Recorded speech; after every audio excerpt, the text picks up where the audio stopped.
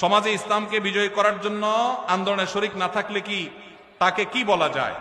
কোন ব্যক্তি যদি আল্লাহর দিন, আল্লাহর বিধান, আল্লাহর আইন অনুযায়ী গোটা দেশ, সমাজ, রাষ্ট্র আমি নিজেও পরিচালিত হতে চাই, এই আকাঙ্ক্ষা লালন না করে, তাহলে সে নিজেকে মুসলমান দাবি করার কোনো নৈতিক অধিকার নেই। ইসলাম এত গোলালো না যে নামাজ কালাম পড়লেন আর শরিয়া দ্বারায় শাসিত হওয়াটাকে পছন্দ করলেন না। এই অপছন্দ করাটা আপনাকে বেঈমান পর্যন্ত বানাতে পারে।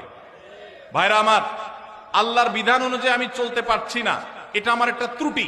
আমি হয়তো মনে করছি যে আমি পারতেছি না, চেষ্টা করব, কখনো পারবো, ঈমান থাকবে। আর যদি কেউ মনে করে না ওইটা এখন চলেই না, ওইটা দিয়ে এখন চলবে না, তাহলে সেক্ষেত্রে সে বেঈমান হয়ে যাবে। এজন্য আল্লাহ বলেছেন, ওমাল্লাম ইয়াহকুম বিমা আনজালাল্লাহ ফাউলাইকা হুমুল ফাসিকুন। আবার আরেক জায়গা বলেছেন ফাউলাইকা হুমুল।